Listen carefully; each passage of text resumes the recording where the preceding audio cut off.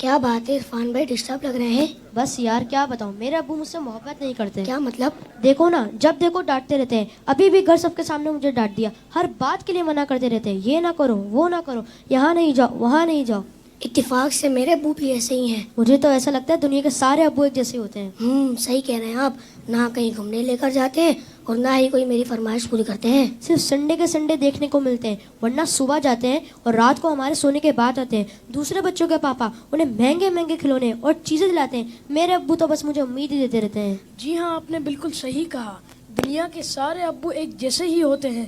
وہ خود سے زیادہ اپنے بچوں اور فیملی کا خیال رکھتے ہیں. کیا آپ نے کبھی یہ سوچا کہ کیا ان کا دل نہیں کرتا ہوگا کہ وہ بھی گھر میں رہیں، سکون سے بیٹھ کر آرام کریں؟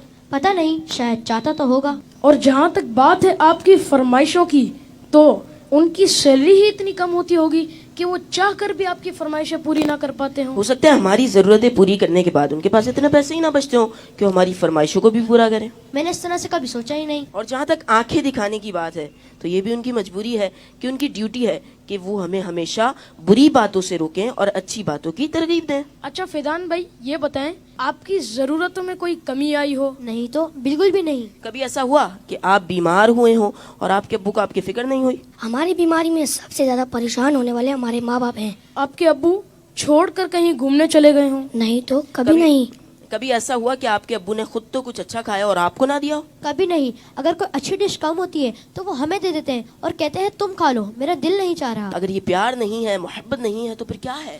ماں اور باپ دونوں ہی محبت کرتے ہیں، لیکن ماں کی محبت نظر آ جاتی ہے اور باپ کی محبت کو محسوس کرنا پڑتا ہے. میں کتنا غلط سوچ رہا تھا اپنے ابو کے بارے میں.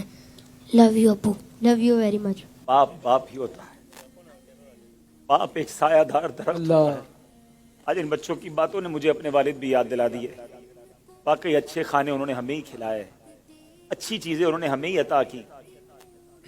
اور وہ بچے جن کے والدین ان کی فرمائشیں پوری نہیں کرتے نا، انہیں یہ سوچنا چاہیے. صرف میں بچوں سے بات نہیں کروں گا، گھر کے اور بھی افراد ہیں، زوجہ بھی ہے، بیٹی بھی ہے.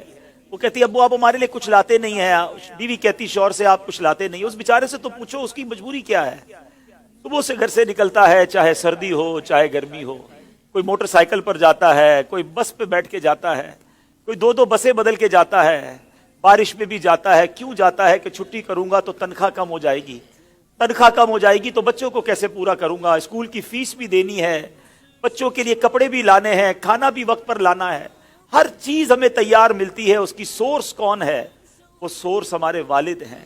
اور بہت پیاری بات اس بچے نے کہی کہ ماں کا پیار تو نظر آتا ہے، والد کا پیار محسوس کرنا پڑتا ہے. پوچھو ان سے جن کا باپ چلا گیا. والد ایک سایہ دار درخت ہے. کبھی درخت کو دیکھا آپ نے؟ اس کے اوپر کے پتے گرم ہوتے ہیں، وہ ساری دھوپ اپنے اوپر سہ لیتا ہے اور اس کے نیچے اپنے بچوں کو چھاؤں دیتا ہے.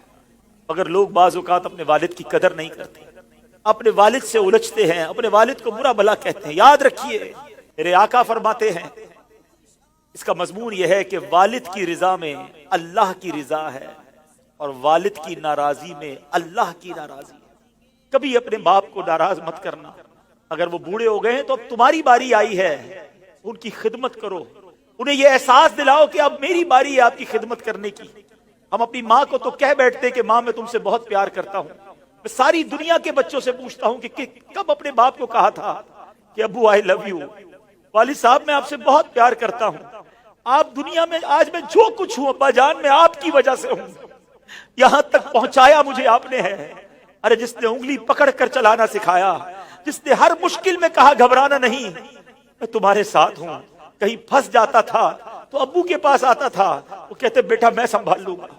اب وہ جب چلے گئے اب پتا چلتا ہے کہ کون ہے جو سنبھالے گا. بچپن اور بڑھاپا برابر ہوتا ہے. جب ہم چھوٹے تھے ہم نے بڑی ضدیں کی، ہم نے بہت اپنی باتیں منوائیں.